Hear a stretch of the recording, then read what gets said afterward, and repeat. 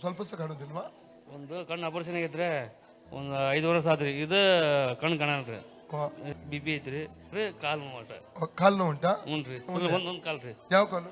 ಇದು ಈ ಕಾಲ. ತಂದೆ ದೇವರೇಶ್ವರನ ನಾಮದಲ್ಲಿ ಪವಿತ್ರಾತ್ಮನ ಸಹಾಯಧನ ಕರ್ತನೆ ಬಾಧಕ ಬಂದಿದ್ದಾನೆ. ಸೌದ್ ನಾಗರಾಜ್ ಅವರ ಆರೋಗ್ಯಕ್ಕೆ ಪ್ರಾರ್ಥಿಸ್ತಾ ಇದ್ದಾನಪ್ಪ. ಸ್ಪಿರಿಟ್ ಆಫ್ ಬಿ ಪಿ ಅವರ ಶರೀರ ಬಿಟ್ಟು ಹೋಗಲಿ. ಬಿ ಪಿ ಕಾಯಿಲೆ ನಜರೇತಿನ ನಾಮದಲ್ಲಿ ಅವರ ಶರೀರದ ಹೊರ ದಬ್ಬುತ್ತಾ ಇದ್ದಾನೆ. ಕಣ್ಣುಗಳ ಸೌಖ್ಯ ರಿಲೀಸ್ ಮಾಡ್ತಾ ಇದ್ದಾನೆ.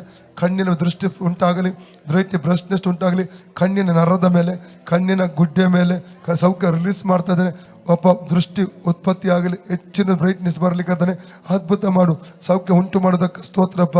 ಪೂರ್ಣ ಬಿಡುಗಡೆಯಿಂದ ಅವ್ರು ನಡೆಸಬೇಕಂತಾನೆ ಕೇಳ್ಕೊಳ್ತಾನೆ. ಅದೇ ರೀತಿ ಕರ್ತನೆ, ಈ ಕಾಲಿನ ಚಿಪ್ಪಿನ ಗಂಟಿನ ಮೊಣಗಂಟಿನ ನೋವನ್ನು ಯೇಸುನ ಗದರಿಸದೆ ಅದು ಈಗಲೇ ಅದು ಬಿಟ್ಟು ಹೋಗಲಿ. ಈ ಕ್ಷಣದಿಂದ ಆ ನೋವು ಇರಕೊಡು, ತಿರುಗಿ ಬರಕೊಡುದು, ಸೌಖ್ಯವಾಗಲಿ, ಸೌಖ್ಯವಾಗಲಿ. ಕರ್ತನ ಯೇಸು ಕ್ರಿಸ್ತನ ಬಾಸುಂಡೆಗಳ ಮೂಲಕ ಸೌದಾಗರಾಜು ಗುಣವಾಯ್ತು. ಕರ್ತನ ಯೇಸು ಕ್ರಿಸ್ತನ ಬಾಸುಂಡೆಗಳ ಮೂಲಕ ಸೌದಾಗರಾಜು ಗುಣವಾಯ್ತು. ಕರ್ತನ ಯೇಸು ಕ್ರಿಸ್ತನ ಬಾಸುಂಡೆಗಳ ಮೂಲಕ ಸೌದಾಗರಾಜು ಗುಣವಾಯ್ತು. ಫ್ರೀ ಆಗಲಿ ಯೇಸು ನಾಮದಲ್ಲಿ. ಈಗ ನೋಡಿ ನೋವುಂಟ ನೋಡಿ.